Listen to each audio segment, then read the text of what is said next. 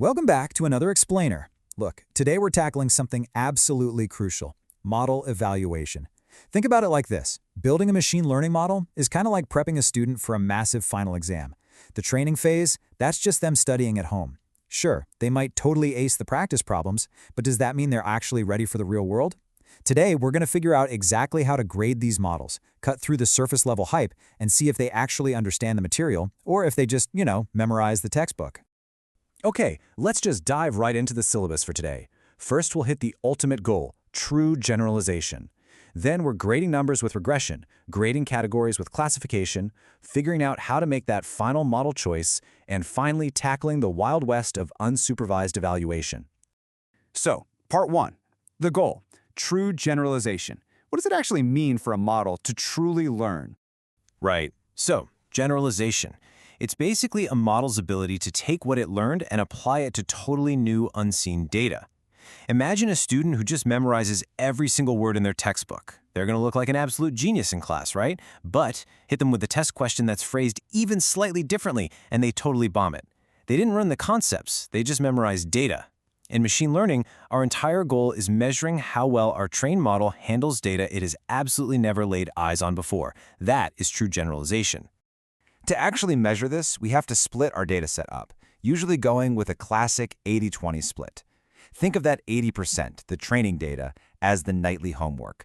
That's what the model uses to adjust its weights, find the patterns, and basically study for the big test. Then you've got the remaining 20%, the test data. That's the final exam. And this is critical. The model is strictly forbidden from peeking at this test data during training. If it did, well, our evaluation would be totally bogus. We need that test data to act as the messy, unpredictable real world. Now, when taking this exam, our model can fail in two pretty spectacular ways. First up is underfitting. This is when the model is just way too simple. It's like trying to draw a straight line through wildly wavy data. Basically, this is the student who completely blew off studying. They fail the homework and the final. On the flip side, we have overfitting. This happens when the model learns the training data a little too well, memorizing all the random noise and useless quirks. It gets a perfect score on the training data because it literally memorized the exact questions, but it completely tanks the real test. What we're chasing is that Goldilocks zone right in the middle. All right, part 2, grading numbers or regression. We know the goal, so let's look at our first actual grading rubric for models that predict exact numbers. So when a model predicts a continuous number, say tomorrow's temperature or next week's sales, that's regression. And the absolute simplest way to grade this is mean absolute error, or MAE. Let's look at the math here. Say our real values are 10, 20, and 30, but our model predicts 12, 18, and 35.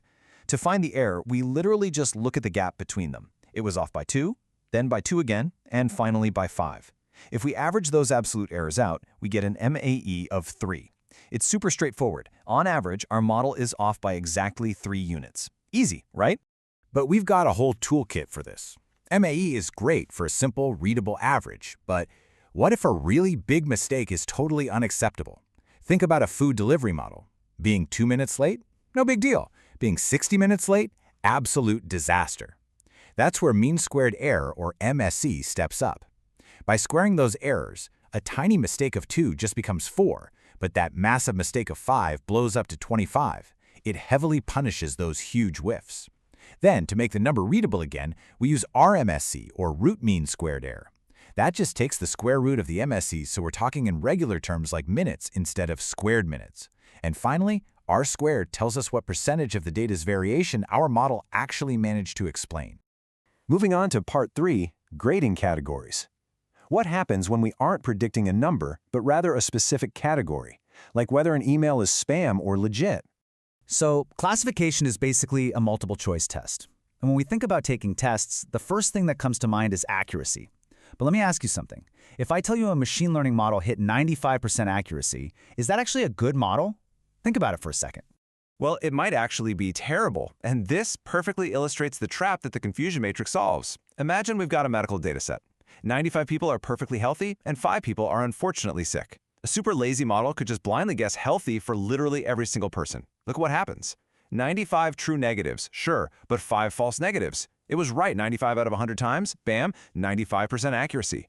But it missed every single sick patient. When your classes are imbalanced like that, relying on simple accuracy is a massive, dangerous trap.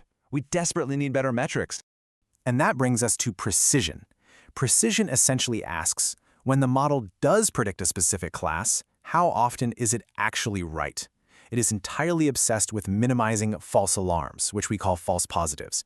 You want high precision when a false alarm is just incredibly annoying or really expensive. Let's put this into perspective.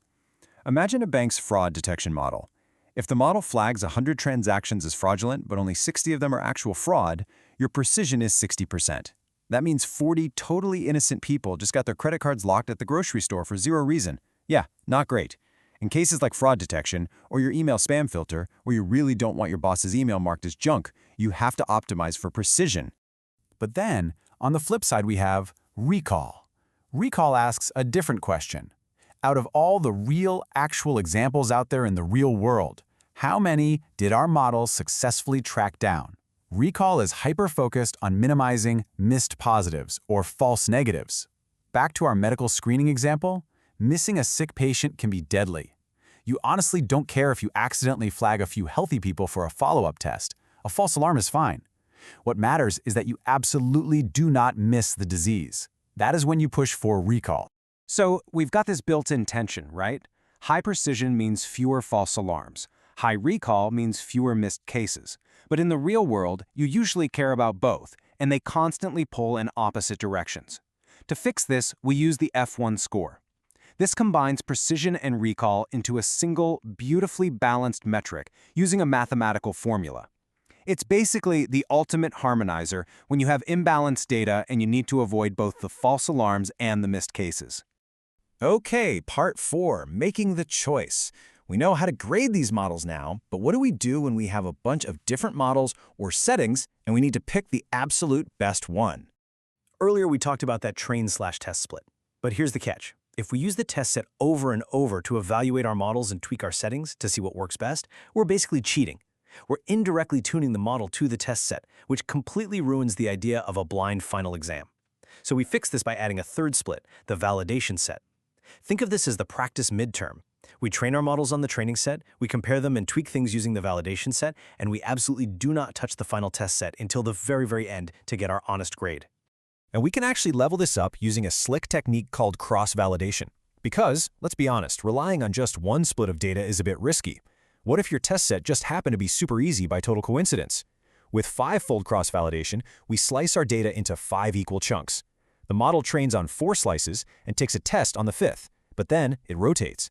It trains on a different combo of 4 and tests on a new 5th slice. It runs through this 5 separate times, so every single slice gets to be the test set once. Average those 5 scores together, and you've got a remarkably stable, reliable estimate of how your model is really going to perform. Finally, part 5, unsupervised evaluation. So far, everything we've talked about assumes we actually have the correct answers to check our work against. But what if we don't? Yeah, this is arguably the trickiest part of model evaluation.